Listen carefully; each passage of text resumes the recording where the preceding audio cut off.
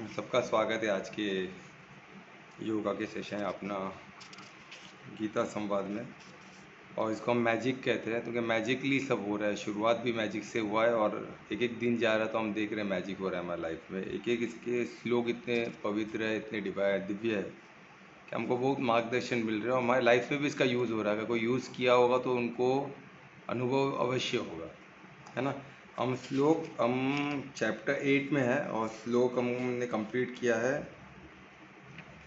9 तक का हमने कंप्लीट किया। मैं 9 को रिवाइज करते मैं आगे बढ़ूंगा। 9 कितना इंपॉर्टेंट श्लोक है वो हमने कल देखा। कल रिकॉर्डिंग में पूरा डिटेल में अवेलेबल है। मैं अब इसे ब्रीफ करते हुए इसको आगे बढ़ूंगा। थोड़ा सा ब्रीफ में लूँगा क्योंकि बहुत इंपॉर्टेंट श्लोक है। हम लोग रिविजन लास्ट का जो रिविजन करते हुए आगे बढ़ते हैं, ठीक है। तो जैसे मैजिकली चल रहा है तो परमात्मा का आशीर्वाद से ही हो रहा है ना। तो ज्ञान को समझना हो, समझ भी परमात्मा का ही प्रसाद है। तो आगे भी उनका आशीर्वाद मिलते रहे, इसके लिए परमात्मा को याद करते कुछ पल के लिए। तो हाथों को नमस्कार मुद्रा में लाइए हृदय के पास और लंबी श्वास लीजिए और पूरे शरीर को शिथिल करें। शिथिलता का अनुभव करें।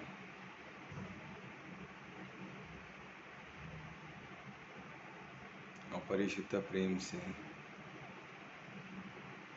परमात्मा को याद करें, उनका धन्यवाद करें इस ज्ञान के लिए, उनके साथ के लिए, आशीर्वाद के लिए, हम पर जो उनका विश्वास है उस अटूट विश्वास के लिए। और हम भी परमात्मा के विश्वास को उस पर खरा उतरे, ऐसा हम भी आश्वासन दें इस परमात्मा को।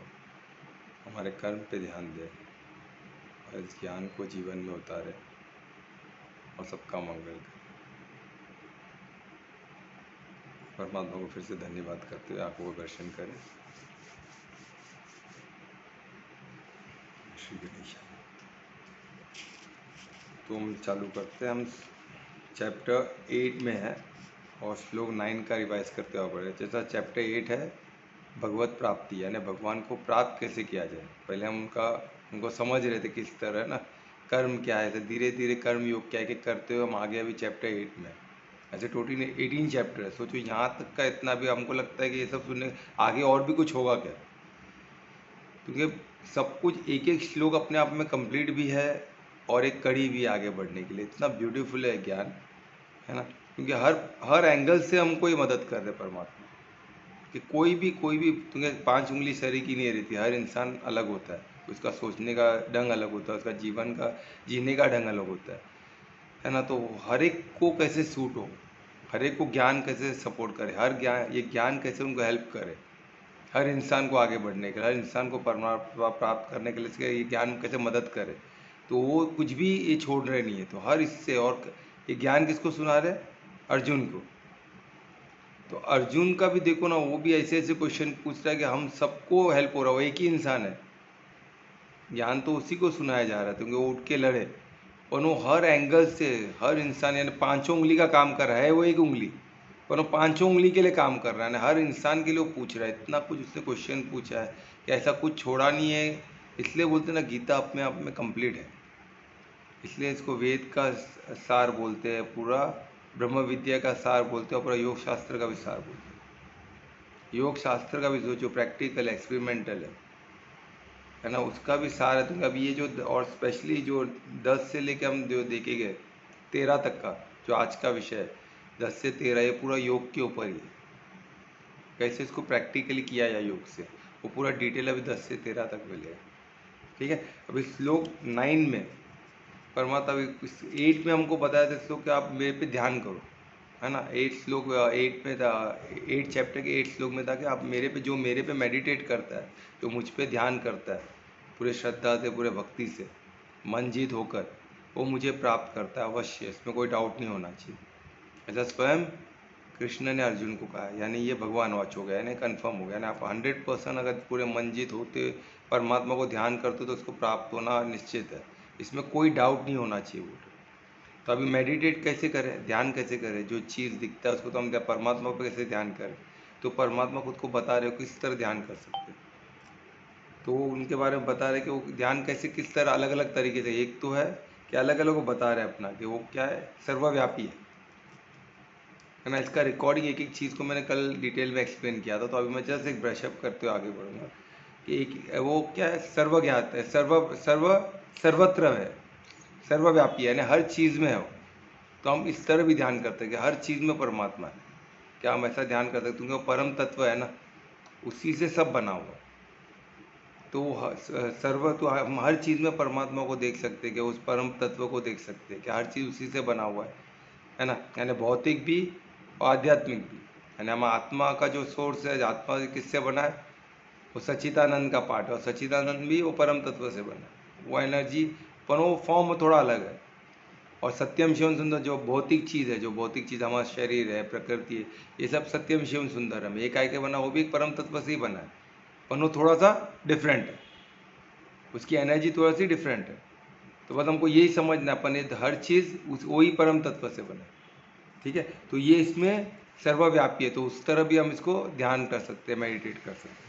फिर उसके बाद बताया गया है, एक एक करके आगे ले, फिर वो पुरातन है, यानी सबसे पुराने है ना। मैं ज़रा फास्ट करूँगा फिर, और वो सबसे कंट्रोलर भी है, पुरातन यानी सबसे पुराने, उनसे पुराना कोई है ही नहीं। परम तत्व वही है, उनसे सब बना, तो सबसे पुराना भी वही हो गया, 101%। तो सबसे पुरातन गुण की भी हम उस पर ध्यान कर सकते हैं, यानी सबका सोर्स वही है, सब सबसे पुराना है, सब कुछ उसी से निकला हुआ है ना। और उसके बाद वो बोल रहे कंट्रोलर, यानी नियता, हर चीज़ को नियंत्रण करने वाले भी वही है ना। सोचो, आप ऐसे भी ध्यान कर सकते हो, हर को नियंत्रण कौन करता है, परमात्मा करते हैं, यानी कितने शक्तिशाली हो गए। ये सोचने वाली बात है कि हर एक को नियंत्रण करते हैं, यानी हर चीज़ उनके नियंत्रण में, वही अधीन है, हर चीज़ उनके अधीन है, तो उससे उनकी शक्ति का अनुभव, तो हम उस पर भी ध्यान किया जा सकता है, वैसे भी ध्यान किया जा सकता है। फिर उसके अलावा बोलते हैं कि सबसे छोटे, अति सूक्ष्म, अति से अति सूक्ष्म, यानी उनसे छोटा कोई है ही नहीं, है ना। अभी छोटे में मैंने बताया था पूरा डिटेल में, तो अभी इसमें इतना ही मैं बोलते हुए आगे बढ़ूँ, तो छोटा है ना, उससे उससे छोटा कुछ है ही नहीं। अखंड ब्रह्मांड है ना, उनसे बड़ा भी सब कुछ उसी में समाया हुआ है। तो सोचिए कितना विस्तार भी उनका कितना है, और छोटे से छोटे भी वही है ना, उन तक यानी छोटे में भी पहुंचना है तो उन तक ही पहुंचोगे आप, जितना खुद को विस्तार करते रहो तो भी हम परमात्मा से बियॉन्ड नहीं जा सकते, और छोटे से छोटा करते जाओ तो परमात्मा तक पहुंच ही नहीं सकते, क्योंकि अति अति सूक्ष्म है, यानी लघुतम से भी लघुतर, यानी एकदम छोटे ना, लघुतम से भी लघुतर, यानी इतने छोटे, बोलते ना अति सूक्ष्म। अति सूक्ष्म भी परमात्मा, और अखंड ब्रह्मांड स्वरूप, यानी उनके इतना विस्तार भी किसी का नहीं है। हम ज़्यादा विस्तार में जाए तो भी, अभी जैसा मून तक हम पहुँचे, हमारा एक मशीन मून तक पहुँचा, अभी तक इंसान मून तक भी नहीं पहुँचा। तो सोचो अब स्पेस तक कोई पहुँचा है, तो मून तक सिर्फ हमारा मशीन एक गया है उसका, और इसका परमात्मा का विस्तार कितना, हम कहाँ पहुँचेंगे। तो विस्तार में भी आप परमात्मा तक नहीं पहुँच सकते, और छोटे से छोटा, आज हम एटम तक पहुँचे, एटम के अंदर भी डिटेल में थोड़ा बहुत सब थियरी पे है, अभी तक कोई पार्टिकल को टेस्ट नहीं किया, पर उससे भी सूक्ष्म, लघुतम से भी लघुतर, यानी छोटे से छोटा अति सूक्ष्म परमात्मा है, परम तत्व है। तो सोचो, यानी उनका वो पता, उस वैसे भी हम ध्यान किया जा सकता है परमात्मा में, वैसे भी हम ध्यान कर सकते हैं। तो हमको ध्यान की एक तरीका, किस तरह हम किस चीज़ का ध्यान करें, तो इस तरह वो शक्ति को ऐसे देखें कि वो पुरातन है ना, सर्वव्यापी है, सबके नियंत्रण, सबका नियंत्रण उनके हाथ में, सब उनके अधीन है, या तो सबसे सूक्ष्म भी है, और सब विस्तार भी उनका बड़ा बड़ा है, ठीक है। फिर सबके मेंटेनर, सबके पालन करता भी हो, सबके पालन करता परमात्मा ही, तो ये भी उसमें बताया गया। फिर बताया गया कि बियॉन्ड बुद्धि के, इसके बियॉन्ड है बुद्धि के, हम भौतिक बुद्धि बोलते हैं ना, बुद्धि से लोग सोचने देखते हैं कि बुद्धि से, बोलते हैं ना बुद्धि से परमात्मा को नाप लेंगे या समझ, वो बुद्धि से परे है। हमारा जो हमारा शरीर बुद्धि की तरह, ब्रेन शरीर के अंदर है, तो भौतिक का ही पार्ट है, ब्रेन भी भौतिक का ही पार्ट है, उसकी एक सीमा है, ये उससे परे है, यानी हम बुद्धि से उसको माप नहीं सकते। तो हम सिर्फ क्या करना, हमको उनसे समर्पण होना, समर्पित होना, कहते वो शक्ति को देखना है कि वो बुद्धि के परे है, तो उनको हम बोले कि हम उनको लैब में टेस्ट कर लेंगे, पॉसिबल नहीं है, है ना, वो इसमें बताया, यानी बुद्धि से परे है। और सेकंड क्या बताया, इनकंसीवेबल, यानी वो अचेत है, उनको हम चयन नहीं कर सकते, उनको वो अचेत है, उनका चयन नहीं किया जाता, उनको हम विजुअलाइज नहीं कर सकते, पॉसिबल ही नहीं है। क्योंकि हम सोचो ना, एक डस्ट, अर्थ एक डस्ट के समान है पूरे यूनिवर्स में, पूरे स्पेस में, और वो डस्ट के अंदर हम रहते हैं। फिर हमारी बुद्धि की कैपेसिटी, उसकी विस्तार, फिर हम, और जो स्पेस है वो मल्टी डायमेंशनल चलता है, कॉस्मिक मल्टी डायमेंशनल। हम तीन डायमेंशन से ज़्यादा हम देख नहीं सकते, समझ नहीं सकते, तो कोई कोई मैच ही नहीं है, तो उनको हम कंसीव नहीं कर सकते, वो इनकंसीवेबल है, वो अचेत है, उनको हम चयन नहीं कर सकते उनका। तो हमको क्या करना है, ये शक्ति के हिसाब से मेडिटेट करना है, ध्यान करना है कि उनका विस्तार कितना है, वो विस्तार क्या अंश है ना, तो वो ऐसे कर। फिर उसमें और इल्यूमिनेस, सूर्य से भी ज़्यादा तेज है उनको, सूर्य का तेज भी उनके अधीन है, उनसे ही सूर्य भी, उनको सूर्य को तेज भी उनसे ही प्रदान है, तो सोचो उनका तेज कितना होगा, तो वो इसमें दिया है। और सेकंड दिया है कि वो बियॉन्ड, है ना, वो प्रकृति के, भौतिक प्रकृति से परे है, ये हमको समझना है। और वो दिव्य है, ये समझते हुए हमको ध्यान करना है ना, परमात्मा बताया ध्यान किस तरह किया जाए, तो वो बता रहे इसमें, है ना। ऐसा ध्यान करते हुए अभी 10 से, अभी हम श्लोक 10 में जाएंगे, और उसके पहले एक चीज़ बताया, अभी देखो फिलॉसफी, अभी इसमें इतना कुछ दिया हुआ है, तो हमको लगता है भाई परमात्मा का विस्तार कितना है, और उसमें देवी देवता है। अभी देवी देवता का जैसे मैंने बताया था, जितने लॉज है उसको पर्सोनिफाई करके हमने देवी देवता रखे, पर वो सब क्या अधीन, किसके, परमात्मा के अधीन। जो अवतरित देवी देवता है वो भी सब परमात्मा के ही स्वरूप है, अवतरित बोलते हैं ना हम उनको, यानी वो पूरे पूर्ण समर्पण हो गया परमात्मा को, और इसलिए गीतावाज भी भगवानवाज बोलते हैं।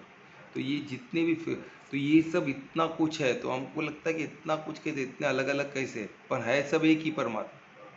हम उनको निरंकार भी बोलते हैं, यानी उनका आकार नहीं, ऐसा निरंकार का मतलब है उनसे सब आकार निकला। तो निरंकार का क्या मतलब होता है, जिससे सब आकार निकला हुआ उसको निरंकार कहते हैं। तो परमात्मा क्या है, निरंकार भी, उनसे सब आकार निकला हुआ है ना, हम जो भी है उनसे निकला हुआ है, वो निराकार नहीं है, उनका कोई आकार नहीं है, ऐसा नहीं है। जो भी आकार है बस उनका ही स्वरूप समझो। अभी हमने स्वरूप बताया ना, बिंदु स्वरूप, यानी छोटे से छोटा जो परम तत्व है वो बिंदु स्वरूप हो गया।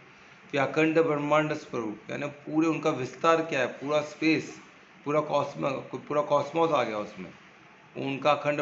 फिर हमारा, अब एक देवी देवता का स्वरूप में ले लो, हमारे स्वरूप में ले लो, हमको भी तो उन्होंने ही बना, हम जो चल रहे बोल रहे, हमारी बुद्धि सब उनका ही प्रसाद है, हमारा सामर्थ्य भी उनका ही है। गीता में क्लियरली लिखा, हम जो, हमको जो हमारा जो सामर्थ्य है वो भी परमात्मा है, हमारा जो तप है वो भी परमात्मा, हमारा जो टेस्ट है, विजन है, सब परमात्मा है, सब परमात्मा का ही प्रसाद है। परमात्मा है, तो अगर हमारा विजन कम हो रहा है, कुछ कमजोरी हम में आ रही है, तो परमात्मा की, हम परमात्मा से हमारा योग कम हो रहा है, तो हमको क्या करना है, उस योग को पावरफुल करना है। वही अभी 10 से किस हम योग को पावरफुल करें, ये योग 10 से योग की स्थिति, योग की स्थिति से हम कहते हैं, योग यानी क्या होता है, जोड़, कनेक्शन। समाधि में हम कैसे आए, समाधि यानी उनके साथ एक होना, जब हम एक हो जाएंगे तो ऑटोमेटिकली वो शक्तियाँ बढ़ जाएगी, तो हमारा तेज, हम भी तेजस्वी हो जाएंगे उनके साथ, क्योंकि तेज भी परमात्मा, उनकी तरह हम भी सर्वज्ञाता हो जाएगी, उनका सर्वज्ञाता, हमारा ज्ञान भी उस लेवल का हो जाएगा, शक्ति, वो सर्वशक्तिमान है, तो हमारी शक्ति भी उतनी हो जाएगी, हमारे सेंसेस सब एक्टिव हो जाएगा। तो ये सब बेनिफिट्स हैं उनको। तो अभी इतना कुछ दिया हो तो हम क्या करें, तो इसलिए अभी क्या है ना, पहले क्या गुरुकुल होता था, तो गुरुकुल में क्या होता था कि बच्चों को सिखाया, तो बच्चों को सिर्फ वर्ण नहीं सिखाया। अभी सनातन धर्म क्या है, वर्ण आश्रम धर्म। वर्ण आश्रम धर्म में गुरु का बहुत महत्व है, और बचपन में ही गुरु को बच्चों को कब डालते हैं गुरुकुल में, छोटे में, छोटे से डाल देते, तो बड़े तक गुरु के साथ है, तो गुरु उनको, गुरु के साथ रहते रहते गुरु उनको, गुरु का मेन काम यही होता है कि बच्चों को गाइड करना, बच्चों को उनका वर्ण बताना, वो कौन से वर्ण के लिए बने हुए, फिर उनको आश्रम के बारे में बताना कि 4 आश्रम कैसे होते हैं, ब्रह्मचार्य, फिर है ना, फिर गृहस्थ, फिर संन्यास, फिर वन प्रस्थ, ये 4 आश्रम किस तरह चलते, तो आप ये 4 आश्रम में आपको किस तरह का, आपका कर्तव्य क्या रहेगा हर आश्रम, वो बताना। प्लस सबसे इम्पोर्टेंट सेकेंड, ये देखना कि वो बच्चा किस तरह परमात्मा को याद कर सकता है, उनको परमात्मा को रूप, कौन से रूप में वो परमात्मा को कनेक्ट कर सकता है, उसको कौन सा योग उसको सूट है। तो योग में भी बहुत सारे हैं, वही चैप्टर इसमें 10 में भी योग का ही दे, तो उसमें भक्ति योग है, शुद्ध भक्ति योग यानी पूरा भक्ति में लीन हो जाना। तो सबको ये जमेगा, कोई क्वेश्चन किए बगैर कि ये भाई ये मूर्ति, सिर्फ लोटस फीट को देखो, उस पर ध्यान करो, उस पर लीन हो जाओ। जिसका बुद्धि चल रहा है वो बोलेगा ज्ञान को मेरे को समझना है, मैं ऐसे कैसे डायरेक्ट हूँ, कौन है, क्या है, इनकी शक्तियाँ क्या है, मुझे जानना है। तो ज्ञान योग हो गया। ज्ञान, पूरा ज्ञान को जानो, फिर परमात्मा को याद। फिर एक हो गया कि भाई जो शक्तिवान है, जो इंसान में शक्ति, बोले शक्ति सब कुछ है, तो मैं तो शक्ति, जो शक्ति है तो परमात्मा में, मेरे में इतनी शक्ति हो तो मैं बड़ा हो गया। आज अब देख रहे जिसके पास शक्ति हो सब कुछ हासिल करने देखते, तो बोले ठीक है, उसके लिए अलग है। इसमें योग में कितने विधि है ना, तो जैसा क्षत्रिय का वर्ण भी उसी हिसाब से डिसाइड होता है। तो वो सब प्लस योग में अभी इसमें गीता में स्पेसिफिकली अभी तीन, एक तो हो गया अष्टांग योग का वर्णन है। तो अष्टांग योग में गीता के बाद में अष्टांग योग लूँगा, बहुत बहुत पावरफुल है। अष्टांग योग का पकड़ लो, पूरा योग शास्त्र का सार है। उसमें सिस्टमेटिक दिया हुआ है, इजी करके दिया हुआ कि सब स्टेप बाय स्टेप समाधि तक जा सकते हो। और समाधि का हमको कन्फ्यूजन भी है, समाधि मतलब शरीर को छोड़ देना, ऐसा कुछ नहीं। समाधि का मतलब जिस पे हम ध्यान करते हैं उसके बाद एक होना। पहले दो रहते हैं ना, जो ध्यान साधक और जिस पे साधता है, वो दो चीज़ हो गए। समाधि यानी एक हो, एक होना, जिसको हम जिस पे साध रहे वो और हम एक हो जाए। यानी हम आत्मा को साध रहे तो आत्मा, हम शरीर, हम बॉडी कॉन्शियस में हम आत्मा को साध रहे, तो आत्मा और बॉडी हमको अलग लगता है, पर हम जब साधते साधते हम आत्मिक स्थिति में आ जाए और बॉडी को नियंत्रण करें आत्मिक स्थिति में रह के, वो सबसे बेस्ट स्थिति है। यानी हम कौन है, बॉडी के ट्रस्टी है, हम आत्मा है, ये समझ देना, उसको वो समाधि होती है आत्मिक स्थिति में। अब वहाँ कंप्लीट है क्या, नहीं, लोग यहाँ के एक वो अनंत सुख का अनुभव होता है, 100% होगा। तो आत्मा क्या है, परमात्मा का अंश है। जब वो आत्मिक स्थिति में आते हैं वही सुख मिलता है, पर क्या वो कंप्लीट है, नहीं है। तो वहाँ हम आके कभी कभी ठहर जाते हैं, और तभी ज्ञान का हमको घमंड भी हो जाने थे, तभी बॉडी कॉन्शियस और आत्मा के बीच में हमारा चलते रहता है। तो तभी हमको क्या करना, हम आत्मिक स्थिति में अभी हमको परमात्मा से योग करना। तब क्या होगा, आत्मा साधक हो गया और परमात्मा साधना, उनको साधते साधते ध्यान में जाना है। फिर ध्यान में क्या होता है, दो रहते हैं सिर्फ, बाकी कुछ नहीं रहता है, द्वैत यानी ओनली टू, आत्मा और परमात्मा। फिर बाद में जब ध्यान से आप समाधि में जाओगे, क्या होगा, एक हो जाओगे। तो परमात्मा को प्राप्त करना होता है, वो फाइनल सबसे शीर्ष है वो ध्यान समाधि का। तभी भी शरीर छोड़ना नहीं है, तभी कृष्ण जो समर्पित हो गया ना, वो परमात्मा हो, परमात्मा के साथ वो समाधि में थे, समस्थिति में। तो क्या हम आत्मिक स्थिति भी चले गए तो बहुत बड़ी बात है। आत्मिक स्थिति में होना है ना, हम परमात्मा का अंश ही हमको क्लियरली दिखेगा, कोई कन्फ्यूजन नहीं रहेगा। और उसमें भी तो स्थित होना पड़ेगा ना। क्या होगा, हम उसमें आएंगे, हमको अच्छा लगेगा, फिर हम किधर कोई आसक्ति रही तो हम फिर वो आसक्ति माया हमको उधर हिट करेगी। जैसे अर्जुन को हिट की, अर्जुन तो बहुत बड़े साधक थे और ध्यान में वो आत्मिक स्थिति में भी रहते थे। ऐसा तो नहीं हो सकता कि वो अर्जुन आत्मिक स्थिति में कभी गए ही नहीं रह गए, गए थे आत्मिक स्थिति में, काफ़ी समय तक रहे थे। इसलिए तो कृष्ण को वो गुरु माने ना, वो जानते थे कृष्ण को, उनको कृष्ण की शक्तियाँ मालूम थी, कहते तो वो बहुत ज्ञानी थे।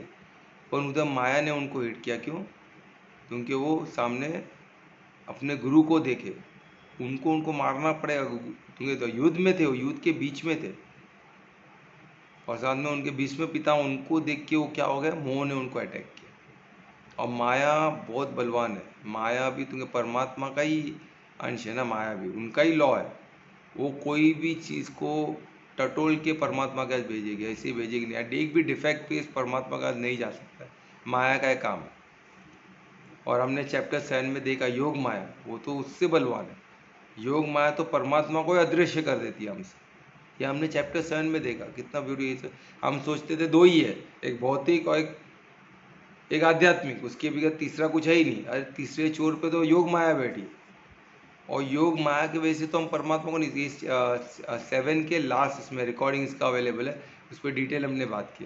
तो योग एडवांस में हम और डिटेल में जाएंगे, साधते हुए जाएंगे, हम सब साधेंगे योग माया क्या है, और उसको भेदने की कोशिश करेंगे, और योग से उसको भेदा जा सकता है।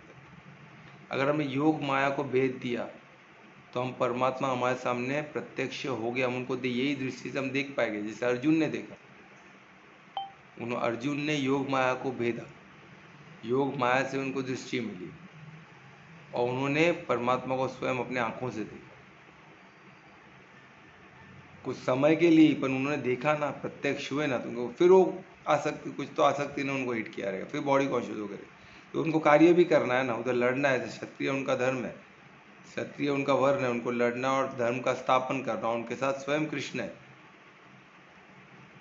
तो वो उठ के और लड़े और जीते भी महाभारत।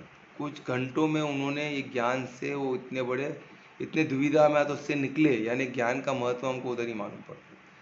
क्या हम तो इतने बड़े महाभारत में नहीं है, पर हमारे जीवन में महाभारत कंटिन्यूस हो रहा है, हमारे शरीर के अंदर भी, हमारे शरीर के आसपास भी, क्योंकि हम कलयुग में।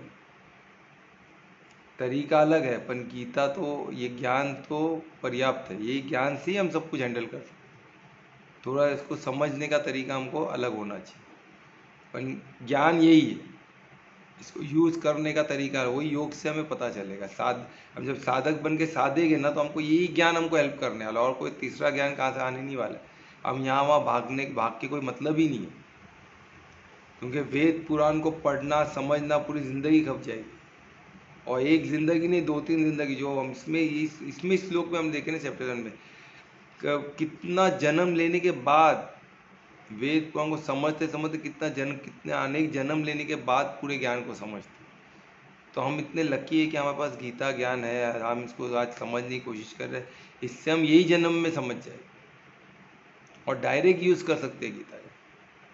वो भी हमने आगे के श्लोक में देखा कि वेद पुराण ये सब क्या है, जैसे हम सोने की खान में जा रहे हैं, खान में जाके डिग करके वो इम्प्योर गोल्ड को लो, फिर इसमें से पिघा लो, गोल्ड को निकालो, फिर उसको ज्वेलरी बनाओ। गीता क्या है, डायरेक्ट ज्वेलरी स्टोर में गए हम, अपने पसंद का ज्वेलरी, जो डायरेक्ट यूज़ का ज्वेलरी लिया, पहन के निकले। इतना सरल हमारे लिए हो गया है। तो कृष्ण का धन्यवाद और अर्जुन का भी धन्यवाद, क्योंकि अर्जुन ने तो कुछ और दोनों के माध्यम से स्वयं परमात्मा ही, क्वेश्चन भी परमात्मा ही पूछ रहे अर्जुन के माध्यम से, और जवाब भी कृष्ण के माध्यम से स्वयं परमात्मा ही दे रहे। इसलिए भगवान वाच कहते हैं ना। तो ये हम इतने लकी है, हम भाग्यवान है जहाँ हमें ज्ञान हमको प्राप्त हो रहा है। इसको हमको क्या करना है, कर्म पे हमारा अधिकार है। सिर्फ ज्ञान प्राप्त करने से काम नहीं चलेगा, कर्म पे तो हमको ही उसको इम्प्लीमेंट करना पड़ेगा, वो परमात्मा नहीं करेगा। कोई ये नहीं क्योंकि हमको कभी कभी कंफ्यूज हो जाता है कि सब कुछ करते, सब करने वाले, सब पालनहार, सब क्या, सब परमात्मा ही करते हैं, तो वही सब करेंगे, तो हमारा कर्म भी वही करते हैं, ऐसा नहीं है। क्योंकि इसमें नियति भी परमात्मा है बोले, तो वो भी हमने कल देखा था कि नियति परमात्मा है, पर नियति का मतलब ये नहीं है कि मेरा कल क्या होने वाला परमात्मा ने लिख के रखा है, ऐसा नहीं है। हमारा कर्म पे अधिकार है, हम उसको चेंज कर सकते हैं, इतना अधिकार हम मनुष्य को दिया गया। परमात्मा का नियति क्या है, लॉ है, कर्म का लॉ हमारे लिए चेंज नहीं होगा, हम जो करेंगे वो बोएंगे, जो हम बोया वो हमको मिलेगा। हमने कुछ गलत किया तो हमारे पास आने ही वाला है, हम बच नहीं सकते, भी कोई भी रहे। परमात्मा एक अच्छे पिता की तरह इंटरफेयर नहीं करते, वो हमको टोकेंगे, भाई तू गलत कर रहा है। एक बार आकाशवाणी बजती है परमात्मा, उनका एक बार आवाज़ आएगा, आकाशवाणी एक बार बजती है, हमको बोलेंगे भाई बेटा मत कर, ये गलत है। पर हमको क्या, हम इतने बिजी रहते हैं किस में, हम आसक्ति में इतने इन्वॉल्व रहते हैं, हम बॉडी कॉन्शियस में, आत्मिक स्थिति में रहेंगे तो हमको उनका कम्युनिकेशन मिलेगा ना, क्योंकि वो कोई शब्द में नहीं, उनको वो वाइब्रेशन की दुनिया के राजा है, उनका भाव से उनको मीनिंग मिलता है। कोई ऐसा शब्द से व्हाट्सअप मैसेज नहीं भेजने वाले वो, या आपको आके कान में नहीं बोलेगा कुछ, वो किसी के निमित्त होके बोल सकते हैं, या तो फिर आपके वाइब्रेशन, आपको भाव ऐसे आएगा कि मैं गलत कर रहा हूँ, तो तभी समझ जाने का परमात्मा बोल रहे कि परमात्मा मुझे गाइड कर रहे, तो मुझे नहीं करना। अधर्म या धर्म, अधर्म का जो आप धर्म जो स्थापन, धर्म कौन बनाया, परमात्मा ने बनाया, तो वो अधर्म में आपको बताएंगे ही, क्योंकि वो चाहते नहीं कि कोई भी मेरा बेटा अधर्म कार्य करे। तो बॉडी कॉन्शियस में ही होता है, आत्मिक स्थिति में कोई भी अधर्म कार्य कर ही नहीं सकता है, वो धर्म का ही कार्य करेगा, भले हमको दिखेगा अलग। जैसे मैंने बताया, जो एक्टिविटी एक्चुअल जो हमें करते हैं वो डिसाइड नहीं करता है धर्म अधर्म, हम क्या सोचते हैं, हमारा भाव क्या है वो डिसाइड करता है, हमारा उद्देश्य क्या है वो डिसाइड करता है। तो अब जो भी हम एक्टिविटी कर रहे हैं उसमें उद्देश्य हमारा अगर धार्मिक है और हमारा भाव परमार्थी है, तो हम सही है, सही दिशा में। ये सब रिकॉर्डिंग में अवेलेबल, सबका डिटेल हमने दिया है, किया है। तो अब मैं इसमें ज़्यादा डिटेल में नहीं जाऊँगा। तो हमको ये समझना है कि ये इतने डिफरेंट डिफरेंट स्वरूप क्यों दिखाए, जो आपको ईजी लगे वो स्वरूप पे ध्यान कीजिए। परमात्मा के नाम पे ध्यान कर सकते हो, उनके रूप पे ध्यान कर सकते हो, उनके लीला पे ध्यान कर सकते हो, उनकी ये जो अलग अलग शक्तियाँ या अलग अलग जो जो उनके गुण हैं इन पे ध्यान कर सकते हो। किसी भी जो आपको कंफर्ट उस पर आप ध्यान कर सकते हो। प्राप्त तो परमात्मा है, आपको सब समझना है तो सब परमात्मा एक ही है। रास्ते अलग, कोई भी देवी देवता पे ध्यान कर सकते हो, पर ये लगना देवी देवताओं की किनके अधीन है, परमात्मा, परमात्मा के ही स्वरूप है। हम परमात्मा के पास ही पहुँच, माता पिता गुरुदेव हम, उसके बाद परमात्मा। ये सीढ़ी हमको चलनी जानी है, सबको भेजना है, परमात्मा तक पहुँचना है। ठीक है, तो परमात्मा को पहुँचना हमारा लक्ष्य होना चाहिए। तो मनुष्य ये जो योनि है जो बहुत इंपॉर्टेंट है, इसमें हमको विवेक दिया गया है ना, सही गलत का पहचान, धर्म अधर्म का ये डिफ्रेंशिएट हम सिर्फ मनुष्य योनि में ही कर सकते हैं। कोई जानवर के पास शक्ति नहीं है, और कर्म पे अधिकार सिर्फ मनुष्य को ही है। बाकी सब देखो ना, उनका अपना प्रोग्राम्ड है, उसी तरह रहते। सिर्फ मनुष्य के पास ही ये विवेक है जिससे वो धर्म अधर्म का ये चॉइस कर सकता है और उसके हिसाब से अपना कर्म कर सकता है, और पूरा अधिकार इसमें परमात्मा इंटरफेयर नहीं कर सकते। तो कृष्ण वॉर खुद लड़ सकते थे ना, अर्जुन को इतना पता नहीं क्या जरूरत थी क्या। और एक भी इसमें आपको दिखा नहीं कि अर्जुन से पूछते कि अब ज्ञान समझा रहे उसको एडवाइस कर रहे कि अभी उठ और लड़, मैं बोल रहा हूँ बोल के लड़, तू ज़्यादा दिमाग मत लगा, मैं बोल दिया लड़ चल, अभी देख लिया ना मैं स्वरूप में अखंड, मैं ही परमात्मा का स्वरूप हूँ, अभी तू लड़, मैं बोल रहा हूँ कर, ऐसा बोल सकते थे ना। उन्होंने ऐसा नहीं बोला है, उन्होंने बोला है उनको एक्सप्लेन कर रहे हैं कि क्या है ध्यान, कैसे किया है, जब विधि बताने क्या जरूरत थी। ये सब इतना विधि बता है, किस तरह परमार्थी होना है, किस तरह तू क्षत्रिय है, तेरा काम है लड़ना। और धर्म अधर्म के बारे में उनको ज्ञान दे रहे, क्यों, क्योंकि डिसीजन में इंटरफेयर नहीं है। डिसीजन किसका होगा, अर्जुन का। जब अर्जुन स्वयं उठा और लड़ा तभी लड़े, वो परमात्मा ने उनको उठा के धनुष उठ लग, मैं तुमको मदद करता हूँ, उठ लड़, ऐसा नहीं किया। और हमको भी किसी से नहीं करना, किसी के डिसीजन में हमको इंटरफेरेंस नहीं करना, हमको सिर्फ ज्ञान स्वरूप बन के उनको ज्ञान देना है कि मेरे हिसाब से सही है। डिसीजन उनको ले लेते, क्योंकि कर्म पे उनका अधिकार है, क्योंकि वो कर्म के लिए वो कुछ भी कर, आपके बोलने को कर तो भोगना तो उसको ही पड़ेगा। वो ये नहीं बोल सकता उसने बोला मेरे को कर इसलिए मैंने किया। हाँ, हमने किसी को गलत गाइड किया तो मेरा कर्म गड़बड़ गया तो मुझे भोगना पड़ेगा, तो उसको भी भोगना ही पड़ेगा।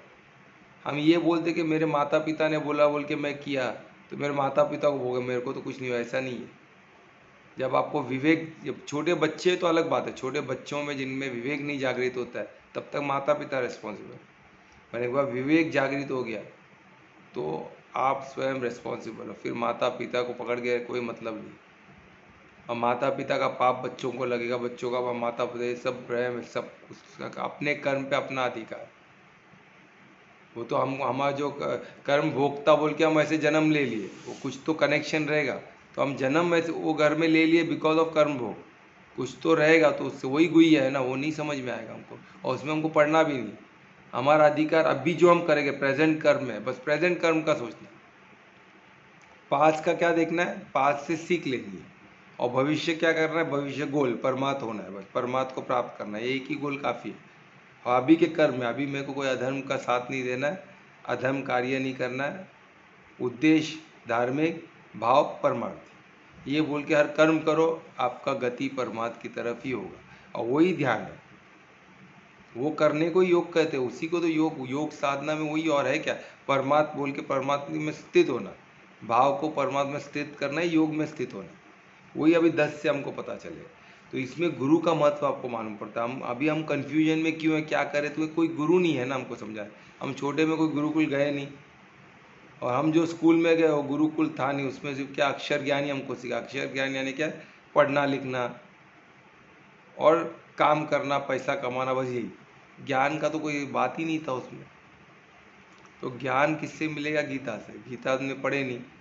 तो आज हमको मौका मिला है, तो ये अभी जब जागो तब सवेरा, ये सोच के हमको अभी अभी मिल रहा था, अभी पकड़ लेना है इसको, अभी छोड़ना नहीं है। क्योंकि हमको पता चल गया भाई यही मेन है। तो इसका मतलब ये नहीं कि काम धंधा छोड़ के बैठना है, ऐसा भी नहीं। हमको हमारा कर्म करना है, कर्म से भागना, कर्म न करना भी वो भी हमारे भाग्य में, न करना भी गलत है, वो भी पाप है। कर्म तो करना ही पड़ेगा। तो हम किस चीज़ के, कौन से वर्ण के, पहले वो जान, वो जाने के कौन आपको हेल्प करेगा? गीता। कंटिन्यू गीता पढ़ो, ऐसे ऐसे प्लेटफॉर्म में क्वेश्चंस पूछो तो आपको आइडिया मिलेगा वर्ण क्या है, मेरा वर्ण क्या है। वो साधक बन के साधो, हम जो एडवांस जो रहेगा उसमें हम एक्चुअल साधेंगे और हम वर्ण अपना खुद का जानेंगे, ये आश्रम को जानेंगे, उससे में हम कौन से आश्रम में, हमको आगे क्या करना है। फिर बाकी सब आश्रम के लिए जगह है क्या, नहीं है तो हम बनाएंगे, हम कम्युनिटी बनाएंगे। वैसे गुरुकुल नहीं है तो गुरुकुल बनाएंगे बच्चों के लिए, कि उनको गुरुकुल जो ब्रह्मचारी किधर प्रैक्टिस करे, गुरुकुल में प्रैक्टिस करेगा ना। तो बच्चों के लिए गुरुकुल होना ज़रूरी है, तब उनको क्या होगा, ईजी हो जाएगा। उनको हमारी तरह यहाँ वहाँ भागने की ज़रूरत नहीं है, वो गुरुकुल में सब सीख के निकलेंगे, जैसे अर्जुन निकले थे। इसलिए तो परमात्मा को डायरेक्ट प्राप्त हुए ना, कृष्ण उनके साथ थे ना, तो गुरुकुल से निकले। वो योग में थे, तभी तो वो कृष्ण उनके साथ थे, कंटिन्यू उनके साथ थे। महाभारत का पूरा युद्ध में उनके साथ थे, सारथी बने थे उनके। इससे बड़ी बात क्या है? हम क्या परमात्मा को सारथी नहीं बना सकते? पर परमार्थ होना है ना, परमात्मा को सारथी बना, पीछे उनके उनके बैठ जाना, वही चला रहे, हम सिर्फ देख रहे, उनको सब करते हुए देख रहे। तो भोक्ता भी परमात्मा ही है, हर चीज़ के भोक्ता, परम भोक्ता कौन है? परमात्मा ही है। ये आगे के हमने देखे, कर्म योग में हमने देखा, मेन भोक्ता कौन है? परमात्मा ही है। हम कुछ खाते तो हमको ये सोचना है वो टेस्ट किसको है? परमात्मा को समर्पित। कुछ अच्छा लगा तो हम खाए तो परमात्मा भोग रहे, यही सोचना है। कुछ हमने अच्छा देखा तो परमात्मा देख रहे हमारे। कुछ अच्छा हमने कार्य किया तो वो एक्सपीरियंस, वो अच्छे सुखद अनुभव किसको? परमात्मा को अर्पण करो, है ना। तो ये इसमें क्या होगा, धीरे धीरे आपको पता चलेगा परम भोक्ता परमात्मा है, हर चीज़ वही है। तो हम क्या करेंगे, हमारी स्थिति क्या होगी? एक सीयर की होगी, एक साधक की होगी, है ना। तो वो सबसे बेस्ट है। हम साधे के परमात्मा सब करते हैं, हम उनको देखेंगे, एक दृष्टा भाव से देखेंगे, वो देख रहे थे, हम सिर्फ देख रहे हैं दृष्टा भाव। जैसे मूवी हम देख रहे हैं वैसे देख रहे, परमात्मा हमें तो कार्य कर, और वो सबसे बेस्ट है। वो पूर्ण समाधि किससे हुई? वो पॉसिबल है, बिल्कुल पॉसिबल है। पर अभी बोलेगे अभी ये पॉसिबल है नहीं, मेहनत तो है, क्योंकि सबसे डिफ़िकल्ट है, इजी नहीं है। शादी करना, बच्चे पैदा करना, जॉब पे जाना, ये सब आसान है। तो ये आसान चीज़ करो ना, कौन मना कर? अपने करते करते ये डिफ़िकल्ट चीज़ भी करना है, क्योंकि यही इसके लिए हमको ये मनुष्य इतना बेस्ट, सबसे बेस्ट क्रिएशन कौन सा? परमात्मा का ह्यूमन बॉडी। वो हमको मिला है तो बेस्ट के लिए मिला है ना। जानवरों की तरह बच्चे पैदा इसके लिए नहीं मिला है, वो बच्चे पैदा करना है कि वो भी करना है, कि बच्चों के लिए गुरुकुल भी बनाना है, उनको ऐसा ज्ञान भी देना है। ये नहीं कि बच्चे बना के छोड़ दिए, वो भी अपना जी रहे, वो जो हमको पता नहीं उनको क्यों उनको लाया, वो भी नहीं पता, बच्चों को नहीं पता कि वो क्यों आए, बस जी रहे। और इधर वेस्टर्न लाइफ ये सब देख के खुद का भी अमंगल, हर कार्य में अमंगल हो रहा है, खाने से लेके, सोचने से लेके, कपड़े पहनने, हर चीज़ में अमंगल। किधर भी मंगल है ही नहीं, तो आपकी लाइफ में कैसे मंगल होगा? नहीं हो सकता। क्योंकि हमको सत्यम शिवम सुंदरम अगर चाहिए तो उधर अमंगल कुछ भी नहीं चाहिए, तभी सुंदरम रहेगा। सत्य और शिवम तो है ही, सत्य तो है ही ना, हम देख रहे जो हमारे आसपास जो दिख रहा है सत्य है। आज ये बिल्डिंग सब, आज हम ह्यूमन ने, हम इंसानों ने, हम बोलते हैं ना इंसान में अधिकार नहीं है कर्म पे, हमारे कर्म पे अधिकार है तो बोल के हमने कितना गलत कर दिया, ग्लोबल वार्मिंग ला लिया। कोई एक इंसान कर सकता है ग्लोबल वार्मिंग, ओजोन में होल कर सकता है, लेयर में नहीं कर सकता, पर हम मिलके हमने कितना बड़ा हंगामा कर दिया, आज पूरे ओजोन लेयर में होल हमारे वजह से हो गए। हमने क्या कर दिया, पर लॉ जो स्मूथली चल रही थी उसको डिस्टर्ब कर दिया। हमने इलेक्ट्रिसिटी को समझ लिया, तो इलेक्ट्रिसिटी को हम अपने हिसाब से वापर रहे हैं। वो एक लॉ है ना इलेक्ट्रिसिटी, तो उसको प्रॉपरली यूज़ करने में हमको पंखा सब मिल रहा है, पर हम क्या कर रहे हैं, उसको ओवर यूज़ कर रहे हैं। और काय के लिए कर रहे हैं? स्वार्थ के लिए कर रहे हैं। हमारे AC लगा रहे, ये लगा, तो स्वार्थी हो गया, तो उसमें क्या हो गया? अमंगल हो गया। तो ये स्वार्थी हमको क्या होना है? न स्वार्थी होना है, न परिवार्थी होना है, न परोपकारती। हमको क्या होना है? परमार्थी होना। परमार्थी हो कि ये इलेक्ट्रिसिटी का हम प्रॉपर यूज़ करो तो और हम कुछ अच्छा कार्य कर सकें, स्वर्ग निर्माण में हम मदद कर सके, गुरुकुल सब बन सकता है, कुछ भी ऐसा इम्पॉसिबल नहीं है। आज एक एक फ्लैट बॉम्बे में 3-3, 5-5, 10-10 करोड़ के, और गुरुकुल बनने को कितना चाहिए? 1 करोड़ में फर्स्ट क्लास गुरुकुल बन जाए।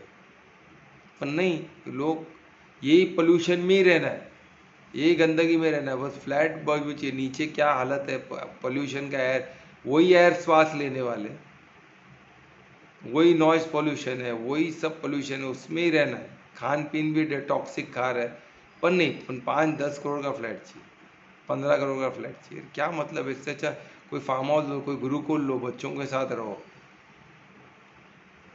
और बच्चों के वाइब्रेशन आपको मिलेगी, अच्छा खान पीन, ऑर्गेनिक खाओ। रॉयल किसको, इसलिए मैं बोलता हूँ राजयोग क्या है, रॉयल्टी। तो राजयोग भी बताओ, मैं राजयोग का भी एक सेशन लूँगा। राजयोग यानी रॉयल।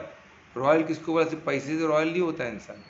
रॉयल कब होता है? जब वो उसके आसपास सब स्वर्ग का स्थिति हो, आसपास हवा एकदम परिशुद्ध हो, हवा में एकदम प्योर हो, खान पीन एकदम परफेक्ट उसको मिले, ऑर्गेनिक खाना मिले, उसके आसपास सब परिशुद्ध प्रेम वाले व्यक्ति हो, जो उससे परिशुद्ध प्रेम करते हो, जो तो ये रॉयल्टी होती है। ये नहीं कि सब करोड़ों के बीच सब उनसे जल रहे, सिर्फ सामने मीठा मीठा बात कर रहे हैं, तो क्या मतलब? रॉयल्टी नहीं है तो चमचा, कल आपको मौका मिलते आपको वही घात करेंगे सबसे पहले। तो ये बहुत बड़ा प्रॉब्लम है। तो हमको ये देखना, हमको रॉयल होना है। और रॉयल्टी किससे आती है? पैसे से नहीं। पैसा आपको मदद कर सकता है, पर उसको सही दिशा तो दो। उसको परमार्थी बोल के पैसे को यूज़ करने से क्या होगा? आपको रॉयल्टी मिलेगी। रॉयल्टी कैसे मिलेगी? आप ऐसी जगह में रहोगे जहाँ आपको सब परिशुद्ध प्रेम कर रहे हैं, आप ऐसी जगह में जहाँ आपको ऑर्गेनिक खाना मिल रहा है, आपको ऐसी जगह में जहाँ आपको शुद्ध हवा मिल रहा है, शुद्ध पर्यावरण मिल रहा है, आप वहाँ जियोगे भी ज़्यादा। हम 100-3 अब जेनेटिकली भी मैं देखा हूँ, मैं जेनेटिक का भी किया हूँ स्टडी, तो उसमें पता है जेनेटिकली एक इंसान आज भी 130 ईयर्स जी सकता है ईजिली। एक एक सेल को लेके टेस्ट किया गया है, साइंस में, साइंस की बात कर रहा हूँ अभी, जो रिसर्च किया गया बात कर रहा हूँ। एक सेल को अगर इंडिपेंडेंटली जेनेटिकली देखा जाए, हर इंसान का, ह्यूमन आज का बॉडी में बात करो, आज का ये 2000 की बात, ये अभी की बात करो, कलयुग की बात, आज भी इंसान अगर प्रॉपरली खुद का ध्यान दे 130 साल आराम से जी सकता है। कौन जी रहा है 130 साल, बताओ मेरे? आज 70-75 क्रॉस करना है मिरेकल माना जाता है। कोई 80 जी, अभी हम लोग जस्ट एक 80 ईयर ओल्ड लेडी को जो इतनी गांव से आई थी बॉम्बे में, कोमल की दादी, कोमल है क्या? हाँ, कोमल की दादी सेंटर में आई थी, कोमल अभी है इधर। तो वो बताया कि दादी, वो दादी 80 ईयर्स, 80 प्लस हो गई, उनको अपना एज भी नहीं पता है। वो इतने अच्छे चल रहे फिर रहे, इतने अच्छे से बोल रहे, उनके चेहरे पे एक तेज है। गांव में रह के कैसे पौधे, ये रॉयल्टी होती है। तो 80 ईयर्स, ये 80 भी, हम 80 हमको बहुत बड़ा लग रहा है, पर 80 भी बड़ा नहीं है, 130 साल। और योग शास्त्र में, इधर वेद में क्या लिखा? हमको क्या है? हमको जीवन मृत्यु, हमको क्या, इच्छा मृत्यु का वरदान है इन ह्यूमन बींग को, है हम जब तक चाहे तब तक जी सकते हैं। इच्छा, मैं इसको प्रमाण मानता हूँ, क्योंकि जो भी हमारा वेद पुराण है, गीता है, जो भी योग शास्त्र है, जो भी योग दर्शन है, जो भी है, ये सब इक्विवेलेंट, ये सब प्रमाण है, क्योंकि सब ऋषि मुनियों ने जिया है। राम के गुरु पीढ़ी दर पीढ़ी से जी रहे थे, क्यों जी रहे थे? कि राम के गुरु बन सके। तो आप सोचो, तो ये बहुत बड़ी बात है। वाल्मीकि जी कितने साधु रामायण लिख सके, उनको इच्छा मृत्यु थी। भीष्म पितामह इच्छा मृत्यु। तो ये सब इच्छा मृत्यु का हमें बहुत एग्जाम्पल है। तो इसका मतलब क्या होता है? कि इच्छा यानी इंसान चाहे तो अपनी लाइफ को इतना, अपन क्या चाहिए, उद्देश्य क्या चाहिए? धार्मिक। और स्वभाव क्या? परमार्थी। तो आपका जब तक लक्ष्य पूरा नहीं होगा, आपको शरीर आपका जाएगा, तो शरीर चेंज होते रहता है। हर सेल जो आपका, अभी तो साइंस बहुत, पहले तो 7 साल माना जाता था, हर 7 साल में बॉडी टोटल चेंज होता है, पर आज मैं हैरान हूँ कि 1 साल में चेंज होता है। साइंस बोल रही है, रिसर्च बेस्ड साइंस बोल रही है, इसके जर्नल निकले हुए, 1 साल में पूरा बॉडी आपका नहीं। तो क्या ये यानी 1 ईयर ओल्ड है ना, यंग बॉडी है हमारा। तो क्यों ओल्ड हो रहा है? बिकॉज हम हमारे सोच से इसको मोल्ड कर रहे हैं। क्योंकि आज कोई किसी को बोलो कि मैं किसी को क्वेश्चन पूछता कितना साल जीना है, बस 75 बहुत हो गया, उससे ज़्यादा जी के करे क्या बोल रहे? तो उनका कोई लक्ष्य ही नहीं है बड़ा, तो कहीं क्यों जिएगे? कोई लक्ष्य ही नहीं है। तो क्या हम बड़ा लक्ष्य नहीं रख सकते? लक्ष्य क्यों हमको हमारे पास नहीं, तो क्या हम स्वार्थी है? बॉडी कॉन्शियस है, बॉडी कॉन्शियस के लक्ष्य क्या है? खाना पीना मिल जाए, बस यही रहेगा ना। बॉडी कॉन्शियस मेरे को तो क्या है, वो जानवर कैसे भागते रहता है खाने के लिए, तो हम भी खाने के लिए, फिर खाना हो गया तो क्या चाहिए? परिवार चाहिए, तो परिवार के पीछे भागेंगे। फिर परिवार मिल गया तो फिर क्या करना, उनको उनको आगे उनका फिर परिवार बढ़ाओ, उनके बच्चे हो उसके पीछे, फिर हो गया वो उनका देख रहे, अभी मेरा ध्यान नहीं तो अभी क्या फ़ायदा, सब बच्चे बड़े हो गए, मैं क्या जी के करूँ, हो गया जो होना था, बस जानवरों की तरह तो यही हालत हो रहा है। यही जगह में अगर हम उद्देश्य बड़ा हो जाए, हम अगर परमार्थी हो जाए तो हमको क्या स्वर्ग का निर्माण हमारा लक्ष्य हो जाएगा, गुरुकुल का निर्माण, हर प्रांत में हर बच्चों को गुरुकुल की शिक्षा मिले, इतना बड़ा लक्ष्य लेके चले गए तो क्या होगा, पूरा आपका जीवन शैली चेंज हो जाएगा। और समूह सब ऐसे सोचने वाले लोग एक हो जाए तो हम क्या लेवल का कार्य कर सकते हैं और परमात्मा हमारे थ्रू क्या कार्य करेंगे, हम सिर्फ उसको एंजॉय करना है, फिर हमको परमात्मा को हम करते हुए देखेंगे हमारे थ्रू। और ये अनुभव की बात है, ये अनुभव हो सकता है। मैंने कुछ तक मुझे मैं बहुत भाग्यवान हूँ कि मैंने किया है अनुभव, ऐसे कार्य मेरे हाथों में मैं कभी सोच नहीं सकता कि मैं कर पाऊँगा, हुए छोटे छोटे ही है पर मैं उस सबको परमात्मा का ही प्रसाद मानता हूँ, कोई बड़ा कार्य नहीं है, छोटे छोटे ही है। और वो मेरे मैं कभी वो सोचा नहीं था पर हो गया, तो परमात्मा ने किया है ना, वो एंजॉय करना है हमको, वही तो बात है। छोटे छोटे ही है सब, कोई बड़े नहीं होते, पर समूह बल के बड़ा हो जाता है। मैं कुछ किया, हजारों लोग ने कुछ छोटे छोटे कार्य किए तो हो गया बड़ा। जैसे नरेंद्र मोदी कुछ कर रहे हैं, नरेंद्र मोदी की टीम ने कुछ की, सब मिलके महाकुंभ का इतना बड़ा ऑर्गेनाइज हो गया, कोई एक इंसान योगी इतना अकेले ने थोड़ी ना किया, महाकुंभ का इतना बड़ा ऑर्गेनाइज, इतना बड़ा वो कुंभ हुआ, वो कैसे हुआ, कोई एक का काम नहीं है, उतने लोगों का मेहनत है उसमें, पर हो गया ना। आज 10 करोड़ 10.5 को 13 करोड़ एक दिन में लोग आके उधर, और इतने बड़े बड़े योगी उधर आए थे, सब ज्ञान का एक कुंभ हुआ उधर से, और उधर से विस्तार हुआ कुंभ का, सब वहाँ से कितने ज्ञान लेके आते अलग अलग जगह में, फिर पूरे इंडिया में पूरे वर्ल्ड में निकले लोग, और उसका भी विस्तार होगा, ज्ञान का विस्तार होगा, और वही चीज़ हेल्प करेगा आगे। तो ये हमको देखना है किस तरह हम हमारा लक्ष्य कैसे रख सकते हैं। और अभी ये 10th श्लोक में क्या है, हमको यही देख के इसका महत्व मालूम पड़ गया। अभी 10th श्लोक में क्या दिए कि किस तरह हम इसको साध के हम कैसे पढ़े, तो योग से हम कैसे आगे बढ़े। तो एक होता है भक्ति योग, शुद्ध भक्ति योग, भक्ति योग में सिर्फ लीन हो जाना है डायरेक्टली, तो ये सबको जमेगा नहीं, जमेगा तो, और एक ही चीज़ से हमको जमेगा नहीं। तो मैं ऐसे साधक सोचता हूँ हमको पहले तो ज्ञान चाहिए, तो सिर्फ भक्ति से कार्य चलेगा नहीं। तो हम सत्संग में क्यों जाते हैं, गीता का पाठ क्यों कर रहे हैं, कि हमको ज्ञान मिले। और ज्ञान कैसे मिले, ज्ञान योग ज़रूरी है, तो ज्ञान मिलने से हम आगे बढ़ेंगे ना, हमारी अंडरस्टैंडिंग क्लियर होगी। तो ज्ञान योग के बिना कार्य नहीं होगा, तो ज्ञान योग सबसे प्रथम होना, फिर क्या धीरे धीरे अष्टांग योग। तो उसमें इसमें ब्यूटीफुली एक परमात्मा में योग भक्ति मिश्र योग, यानी इसमें भक्ति और अष्टांग योग को मिक्स कर दें तो कितना उसका फ्यूजन कितना प्यारा होगा, आप सोचो। तो वही मैं करने जा रहा हूँ, इसके बाद मैं गीता के बाद अष्टांग योग लूँगा और इसका हम फ्यूजन करेंगे और हम एडवांस का चलाएंगे, फिर कि हम साधेंगे किस चीज़ को। तो क्या होगा, इसमें हमको प्रैक्टिकल अनुभव होगा, और ऐसा अनुभव होगा कि हम एक चीज़, हम अंडरस्टैंडिंग हमारी क्लियर होगा कि ये चीज़ करना है। फिर अष्टांग योग से, अभी जैसा ज्ञान योग से हमको अंडरस्टैंडिंग क्लियर होगी, अष्टांग योग से हमको प्रैक्टिकल मालूम पड़ेगा क्या करना है, और भक्ति योग से हमको क्या करना है, समर्पित होना है। तो तीनों मिल जाए, ये तीनों का फ्यूजन क्या होगा आप सोचो। तो हमको गीता के बाद हम अष्टांग योग ले गए, फिर भक्ति योग तो गीता में कंप्लीट हो जाएगा।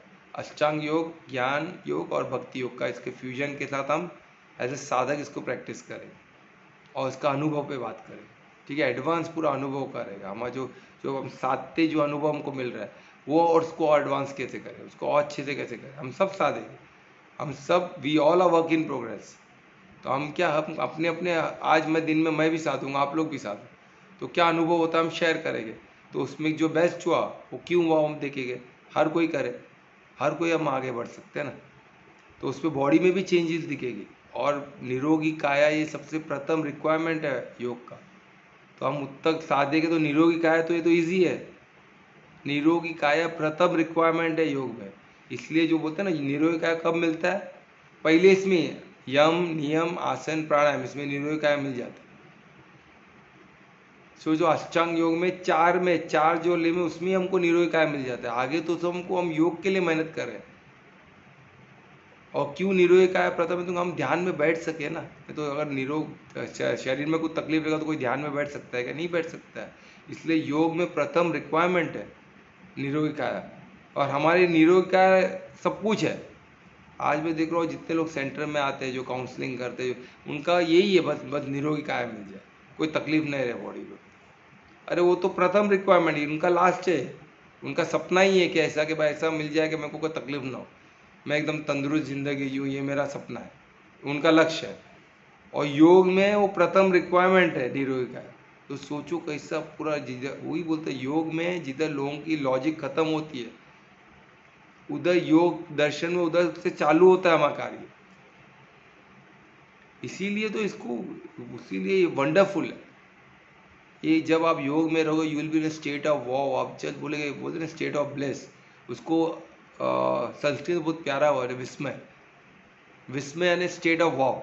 ये बोलते हैं ना, कुछ हमको वंडर स्ट्रक रहते हैं ना, हम कुछ अद्भुत चीज़ को देखते हम कैसे हो जाता है वाव, हम कुछ बोल नहीं पाए, क्योंकि उस शब्दों में नहीं बोला जा सकता। तो योग में रहना, योग स्थिति में रहना, वो विस्मय का अनुभव है, state of bless, state of wow. ना बोले क्या हो रहा है, अद्भुत हो रहा है, सब तब मैजिक ही मैजिक हो रहा है।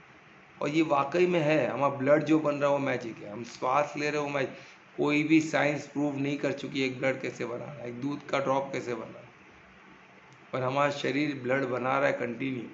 हम श्वास ले रहे हैं, आज श्वास कैसे ले रहे हैं, वेंटिलेटर पे लगते हैं, इन पर इंसान को एक श्वास नहीं दे सकती साइंस, पर हम श्वास ले रहे कंटिन्यू। तो इस श्वास को लेके हम आगे नहीं बढ़ सकते, बिल्कुल बढ़ सकते। श्वास पे हम सेशन रखें कि ब्रेथ कितना इंपॉर्टेंट है, ब्रेथ इज द गोल्डन की, तो उस पर भी हम रखें कैसे ब्रेथ से हम कैसे आगे बढ़े, है ना। ब्रेथ कैसे गोल्डन की होती है, वो गोल्डन चाबी क्यों बोलते हैं ब्रेथ को, वो चाबी से हम क्या क्या खोल सकते हैं, क्या क्या भाग्य हमारा खोल सकते हैं, है ना, वो भी हम देखेंगे ये गीता सेशन के बाद देखेंगे। और हम इसमें आगे बढ़ते रहेंगे, अभी हमको रुकना नहीं, ठीक है, एक एक कदम आगे बढ़ते रहना। और किधर बढ़ना है, परमार्थ की तरफ। और उधर बढ़ने में फ़ायदा क्या, निरोगी क्या है, सब तो ये तो बेसिक है, रिक्वायरमेंट है। तो वहाँ तक पहुँच के निरोगी काय ऑटोमेटिक हो जाएगा, भाग्य ऑटोमेटिक खुल जाएगा, और रॉयल हम ऑटोमेटिक बन जाएंगे। जो पैसा कमा के जो हासिल करने की कोशिश, वो हमको पैसे कमाए बगैर मिलना चालू हो जाएगा। और यही मैजिक है लाइफ का, है ना। कृष्ण कौन सा पैसा कमाए, कुछ नहीं कमाया, वो तो बस अपना परमार्थी हो गए और उनके द्वारका का निर्माण कर दिया ना। द्वारका से रॉयल कुछ हो सकता है क्या, तो सोचो, ऐसा द्वारका का निर्माण कर दिया तो क्या होगा। हो सकता है, बिल्कुल हो सकता है, क्यों नहीं हो सकता, हम में हो सकती है। हम परमार्थ हमारे थ्रू कार्य कर सकते हैं, तो हमारे थ्रू कार्य करते तो हम सब मिलके, समूह मिलके एक द्वारका का निर्माण बिल्कुल कर सकते हैं। स्वर्ग का एक छोटा निर्माण नहीं कर सकते, बिल्कुल कर सकते, क्यों नहीं कर सकते। गुरुकुल तो वो छोटी चीज़ है। गुरुकुल 4 आश्रम बना दिए, गुरुकुल बना दिए और 4 आश्रम बना दिए, सबका वर्ण मालूम पड़ गया, तो एक स्वर्ग, मिनी स्वर्ग बन ही गया। तो बचा क्या है, कुछ नहीं बचा है। जिधर 4 वर्ण है, 4 आश्रम परफेक्टली सब जानते हैं, ऐसा समूह है, वो जगह में रह रहे, वो जगह स्वर्ग बन गया, समझो। ये प्रमाण है, गीता का प्रमाण है। ऐसे साधक साधोगे तो आपको क्लियर दिखेगा, और उसी के पीछे हमको मेहनत करना, और कुछ नहीं। तो अभी श्लोक 10 में बता रहे, तो इसमें योग की शक्ति बता रहे थे। अब इसमें अलग अलग योग, अभी इसमें बताया कि योग का मिश्रण ज्ञान, और इसमें चक्र, सचक्र योग, यानी बोलते हैं ना कुंडली जागरण। अभी उसमें हम कुंडली जागरण का भी सेशन रखेंगे, पर किसके बाद, गीता के बाद। तो उसमें आपको पता चलेगा सुषुम्ना नाड़ी का महत्व क्या है, प्राण, इसमें प्राण का वर्णन है। प्राण क्या है, सिर्फ ब्रेथ को प्राण नहीं बोलते। हमको क्या लगता है, ब्रेथ हम श्वास लिए तो प्राण अंदर गया, तो ऑक्सीजन, ऑक्सीजन को कोई प्राण समझते हैं। ऑक्सीजन प्राण नहीं है, ऑक्सीजन भी भौतिक है, वो हमारे बॉडी को चाहिए, है ना। पर प्राण भी बॉडी को चाहिए, पर प्राण ऑक्सीजन से हटके, जो इंगला पिंगला नाड़ी बोलते हैं, वो प्राण को कैच करता है, और वो सुषुम्ना नाड़ी से नीचे मूलाधार पे, फिर मूलाधार से हमको ऊपर उठाना है, और उसी को सचक्र योग या तो फिर कुंडली जागरण बोलते हैं। पर ये हमको कॉशियसली करना है, और इसको हमको एज ए साधक प्रॉपरली करना है, स्टेप बाय स्टेप करना है, इसमें हमको गड़बड़ नहीं करना है, ठीक है। ये कैसे करना हम सब जानेंगे, और बहुत डिफ़िकल्ट नहीं है, क्योंकि हम आज जी रहे, क्योंकि ऊपर हम उठा रहे बोल के जी रहे। अगर हम उठा नहीं पाते तो हम जी नहीं पाते। तो हम उठा रहे, हम हेल्दी है, हम फिट है, क्यों हम उस शक्ति को ऊपर उठा पा रहे। पर कैसे उठा रहे, ऑटोमेटिक हो रहा है वो। तो हम इसको अगर जान ले उस साइंस को, तो और उसको हम परमात्मा के मदद से उसको हम साध सके, तो कितना वंडरफुल होगा। तो वही हमको वही योग की शक्ति है। और वो शक्ति जब हमको मालूम पड़ गई, जब उसका अंडरस्टैंडिंग, उसको हमने यूज़ कर लिया और शक्ति को यूज़ किया, तो सिद्धि मिलने को टाइम लगेगा, कुछ टाइम नहीं लगेगा। और सब ये अष्ट सिद्धि सब है और ये सब मिलता है, पर उसके लिए साधना पड़ेगा। ये जो जो योग में जो भी गीता में एक स्टेप लिखा है, उस सब स्टेप पे आगे बढ़ना पड़ेगा तो ही होगा। ठीक है, तो इसमें लिखिए, अब इसमें श्लोक 10 में क्या योग का क्या दिया, बहुत अच्छा दिया कि इसमें क्या है कि हमको क्या होना है, ध्यान। अभी ध्यान किधर करना है, अभी ध्यान परमात्मा ने बोला है किधर करना है, ब्रकोडियों के बीच में। अब इसमें 10 श्लोक में पूरा योग का है, किस तरह क्या करें, ध्यान करें, ध्यान किधर करें, तो हमको क्या करना है, ब्रकोडियों के बीच में। ब्रकोडी किसको बोलते हैं, दो आईब्रोज, आईब्रोज के बीच में, नहीं तो ऊपर नहीं, अंदर स्कल के बीच में। जिधर से हम कुंडली ऊपर जाते हैं ना, अगर हम मेरुदंड को सीधा रखें तो मेरुदंड के नीचे यानी स्कल, बिल्कुल स्कल के बीच में, यहाँ से आप अंदर अंदर तो पहले यहाँ हो, फिर डीप अंदर लेके सेंटर में ब्रेन के, तो वो हो गया आपका ब्रकुटी के बीच में। इधर हमारा क्या हो गया, आज्ञा चक्र, जो मेरुदंड के ऊपर सीधा ऊपर जाएगा। आज्ञा चक्र पे आपको ध्यान करना है ना, तो इधर उसी का महत्व दिया। और उधर प्राण शक्ति को उधर फील करना, प्राण को उधर लॉक करना है। प्राण यानी जो हम जो श्वास लेते हैं उसमें जो इंगला पिंगला नाड़ी जो पकड़ती है, वो उधर ध्यान करना है ना। इंगला पिंगला नाड़ी तो नीचे ही जाएगी, पर हम ध्यान उधर करें तो क्या होगा, हमारा मूलाधार से एनर्जी ऊपर आएगी ऑटोमेटिक। ध्यान से ऑटोमेटिक आता है, हमको कुछ मेहनत नहीं करना, यहाँ से उठाना ऐसा कुछ नहीं करना, हमको सिर्फ ध्यान इधर करना। किसका ध्यान करना है, परमात्मा का ध्यान करना। क्योंकि परमात्मा फिर हमारे लिए करेंगे, हम खुद करने बैठेंगे तो क्या होगा, गड़बड़ होगा, मिस्टेक होगा। तो हमको वो गलती नहीं करनी, हमको क्या करनी है, यहाँ ध्यान करना है और परमात्मा का ध्यान करना है। परमात्मा का ध्यान परमात्मा ने भी श्लोक 9 में बताया किस तरह ध्यान करते हैं, उनको क्या कैसे हमको अनुभव करना है। वो सर्वज्ञात है, वो सर्वव्यापी है, वो सर्वशक्तिमान है, वो पुरातन है। जो सब दिए ना, वो पूरा वही पुरातन है, वही सर्वनियत है, सर्व नियंत्रण उनके हाथ में, वो सबके पालन करता है, वो सबसे तेजस्वी है। वो उसमें जो जो सबसे सूक्ष्म है और सबसे विस्तार भी उनका ही जाना है ना, पूरे ब्रह्मांड का विस्तार है उनका। वैसे आप ध्यान करोगे तो आप वंडरफुल, इधर ध्यान करोगे या तो बिंदु स्वरूप का ध्यान करो, सबसे बेस्ट। बिंदु स्वरूप सबसे सूक्ष्म जो बिंदु स्वरूप है, जिससे सब बना, परम तत्व बिंदु स्वरूप, वो इधर ध्यान करो। और हम भी उनके अंश से ध्यान करो तो देखो ऑटोमेटिक मैजिक होना चालू होगा आपके लिए, ऑटोमेटिक कुंडली शक्ति उधर आएगी और आप परमात्मा उत्पन्न। एक अड़चन देगा मन, तो इसमें मनजीत होना जरूरी है। अपने मन क्या, मन को विचलित होने नहीं देना। तो वो कब होगा, जब हमका धारणा परफेक्ट होगा, हम सब में परमात्मा को देखेंगे, हर चीज़ परमात्मा से बना है। हम फिर अपने बॉडी कॉन्शियस में आ गए तो क्या हो गया, मेरा बेटा, मेरी पत्नी, मेरे माता पिता, मेरा धंधा, मेरा पद, पद को लेके, डॉक्टर है तो डॉक्टर का पद को, डॉक्टर, अरे डॉक्टर ये सब बॉडी का है ना टैग। बोले वकील हूँ तो वकील अपने इसमें रहते हैं, अपने इसमें रहते हैं उन लोग घमंड में, अहंकार में। फिर पुलिस तो अपने अहंकार में, पदवी का अहंकार, सो जो ज्ञान का अहंकार, हर चीज़ का अहंकार, क्योंकि हम वो खुद को समझने लगते हैं ना। और कुछ लोग तो खुद को बीमारी समझने लग जाते, मैं डायबिटिक हूँ, मैं ब्लड प्रेशर हूँ, मैं ये हूँ, मैं हूँ। अरे हम बॉडी नहीं है, बॉडी से जो भी रिलेटेड चीज़ हम नहीं, हम आत्मिक है, हम आत्मा है, हम परमात्मा के अंश है। बस ये एक चीज़ समझ लो, बॉडी का रिश्ता सब है, हमको परमार्थी होना। परमार्थी हो तो हमारा परिवार का ही बेनिफिट होगा, सबका मंगल होगा। अच्छा परमार्थी हम सबका मंगल के तो अपने परिवार का नहीं करेंगे क्या, बिल्कुल करेंगे। परमार्थी सबका मंगल करता है, अपने परिवार का तो 100% करेगा, क्योंकि उनके साथ है ना। वो जो उनके साथ नहीं है उनका भी मंगल सोचता है। जो इंसान वो खुद के परिवार का नहीं मंगल सोचेगा, 100% सोचेगा। तो परमार्थी हो जाओ ना, सबसे आसान तरीका है। और धर्म परमार्थी होते साथ हम क्या करेंगे, हम धर्म को महत्व देंगे, तो हम परिवार भी हमारे धर्म को महत्व देंगे। हर कोई धर्म के ऊपर चलेगा, हमारा परिवार भी धर्म के ऊपर, तो सबका फायदा हमारा ही है ना। अगर हमारा परिवार धर्म पे चलेगा तो आप सब मंगल, सब परमार्थ को होगा, तो उससे मंगल क्या, सब रॉयल हो गए। और क्या चीज़, हम परिवार को, हमारे परिवार रॉयल हो, इससे अच्छा सब यही चाहते हैं ना। तो इसमें क्या करना है, हमको मंजित होना है, सब आसक्ति से दूर होना है। कोई आसक्ति में हमें नहीं फंसना है, फिर कोई भी हो उसमें नहीं फंसना है। और योग शक्ति से, योग के साधना से हमको क्या करना है, उधर प्रकृति के बीच में ध्यान में रहना, तो हम परमात्मा को 100% प्राप्त करेंगे ही। ये गारंटी हमको श्लोक 10 में मिला कि ऐसा हो ही नहीं सकता कि परमात्मा को हम प्राप्त ना हो, पर हमको कंडीशन क्या है, ये ध्यान कर। ठीक है, तो ये श्लोक 10 हमने इधर टाइम हो गया। हाँ हो गया ना। तो ये श्लोक हमने 10 इधर कंप्लीट किया। तो ये अभी कल हम 9 बजे फिर 11 से स्टार्ट करेगा, 10 को थोड़ा सा रिवाइज करते हुए चलेंगे। तो किसी को कुछ क्वेश्चन है तो पूछ सकते हैं प्लीज। कुछ क्वेश्चन है? नहीं है? ठीक है, तो कौन कीर्तन करेगा आज? मैं। कोमल, चलो करो। जय श्री राम। सर मुझे क्वेश्चन था। आप पूछो ना, 1 मिनट ना कोमल, जहाँ पूछो अनीता। मेरा क्वेश्चन ये था कि सब कुछ परमात्मा ने बनाया है, ठीक है? फिर माया को भी परमात्मा ने बनाया है।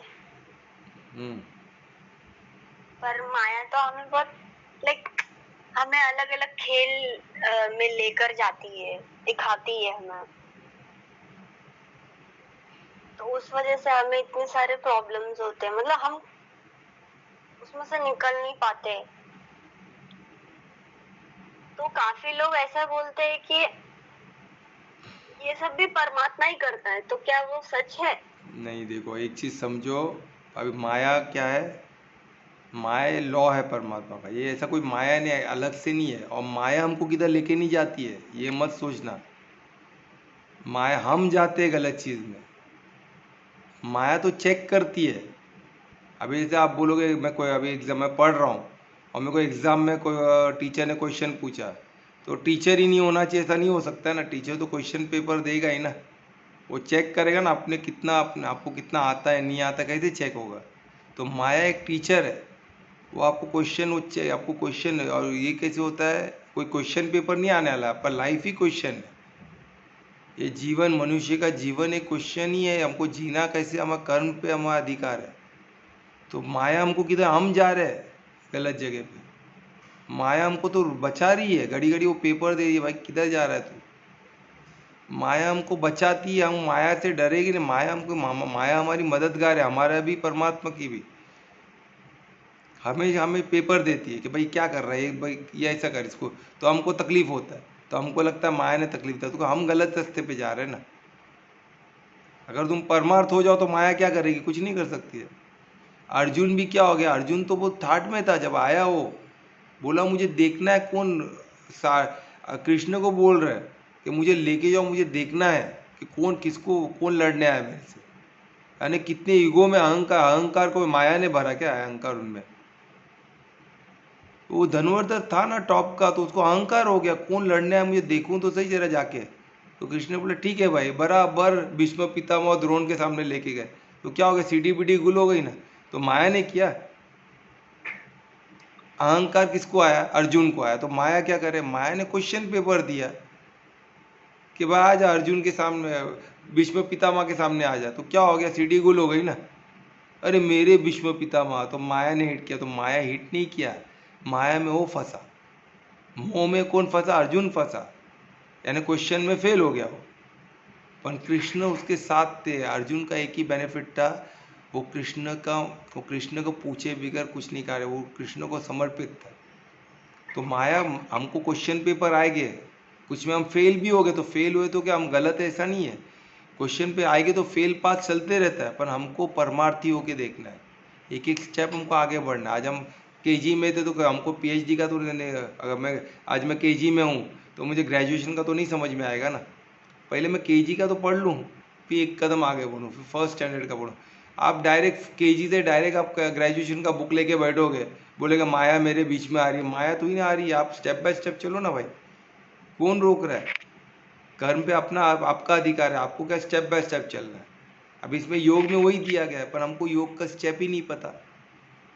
अब वही स्टेप हम अष्टांग योग में देखेंगे। अरे परमात्मा ने क्या बोले? भगवान वाच क्या था? आपको ध्यान इधर करना है, ध्यान करो, मंजित बनो। अभी आगे के श्लोक में देखो 10 एंड 11 बहुत इंपॉर्टेंट है। ये हम समझे कि अभी आपको क्या करना है, मेहनत किस पे करना है। धर्म अधर्म को बोलते ना, हम कौन है? हम आत्मा है, ये पहले समझो। आसक्ति से बचो, मन बोलेगा ये खाऊं वो खाऊं, टेस्ट पे, अपने इंद्रियों पे काबू पाओ, मंजित बनो। मन को बोलो दुकान बंद है, शरीर को भूख लग रहा है उसको दो, सिंपल सिंपल चीज़ करो, देखो कैसे आप मंजित बनोगे। एक बार मन जीत बन गए, कौन माया आने वाला है? कुछ नहीं आने वाला है। ये हमारा ही स्थिति है जो हम जिसको माया बोलते हैं। बॉडी कॉन्शियस में रह गए तो माया हिट करेगी, क्योंकि हम मन ही बोलेगा ना ये कर, हम कर दिए तो गलत हो गए, फेल हो गए, मन का नहीं सुने तो पास हो गए। अब इसमें माया किधर से बीच में आ गया? मन किसने बनाया? मन को, मन का स्थिति उतना खराब। मन क्या है?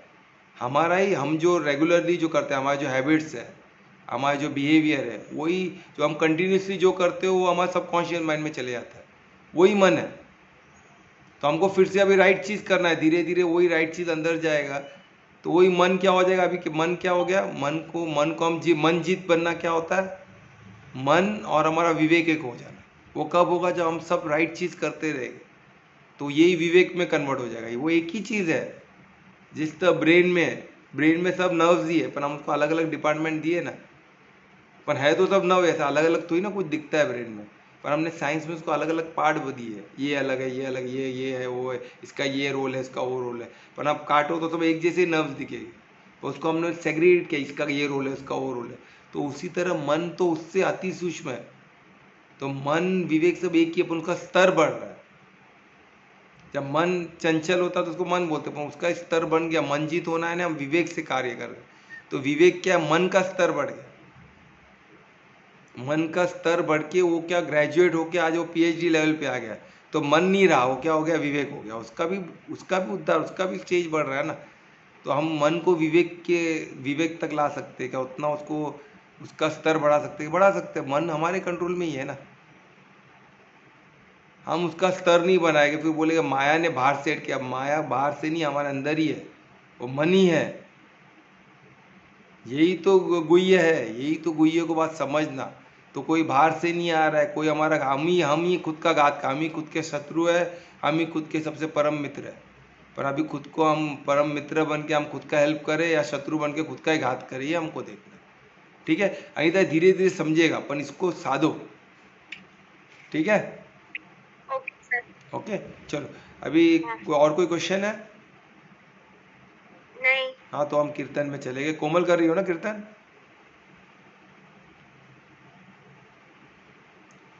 अरे कौन कर रहा है कीर्तन आज?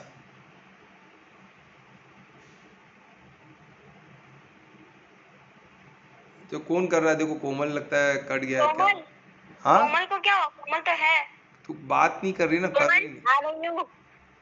कर रही हो ना कीर्तन? हाँ, हाँ करो ना, फिर आपका ही राह देखा जा रहा है, करो। बेटी राम। कौन? हाँ, चलो। जलम जलम हाँ बोलो बोलो। जलमती तो जब बताए नाम शीतल से नाम पे आए प्रेम सोई पे मिलवाने नाम तेरो थे नाम ते माने नाम दिया ते तरुणतानि एते संगम एते तापान राम सिया राम दे दे राम राम सिया राम दे दे राम राम सिया राम दे दे राम राम सिया राम दे दे राम हरि अनंत हरि तथा अनंता तने तुनद सोई प्रभु विद कंता नाम संजन दो तो ही पाए जीवन भरना वारन चलना मंडल भवन मंडल हारी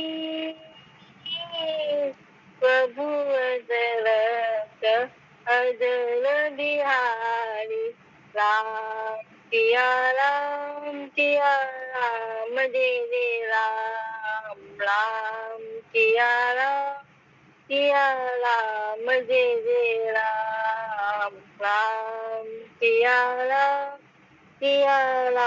जय जय राम राम सिया राम जय जय राम राम सिया राम जय जय राम राम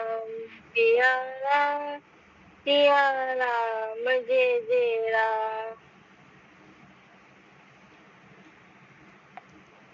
कोमल बहुत अच्छे, वेरी गुड। कोमल का स्तर कितना बहुत अच्छा हो गया, बहुत। अभी गाने गाने का बहुत अच्छे धुन भी कोमल, बहुत अच्छा था, है ना? वंडरफुल। बहुत अच्छा गाया। बहुत बहुत बहुत इम्प्रूवमेंट है, वेरी गुड। ऐसे ही प्रयास, बोलो प्रयास का कितना, अभ्यास का कितना महत्व है। Practice makes the man perfect.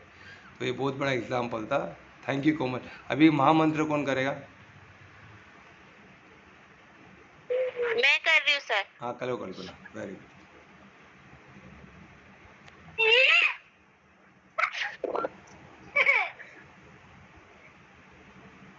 हरे कृष्णा कृष्णा कृष्णा हरे हरे, हरे रामा राम राम हरे हरे, हरे कृष्णा कृष्णा कृष्णा हरे हरे, हरे रामा राम राम हरे हरे, हरे कृष्णा कृष्णा कृष्णा हरे हरे, हरे रामा राम राम हरे हरे। जय श्री राधा कृष्ण की जय। अरे वेरी गुड कल्पना, वेरी गुड, बहुत अच्छा। तो सबका मंगल हो। कल फिर से 9 बजे मिलेंगे। शुभ रात्रि, सबका मंगल हो। राधे राधे। शुभ रात्रि। शुभ राधे रात्रि। राधे सभी को।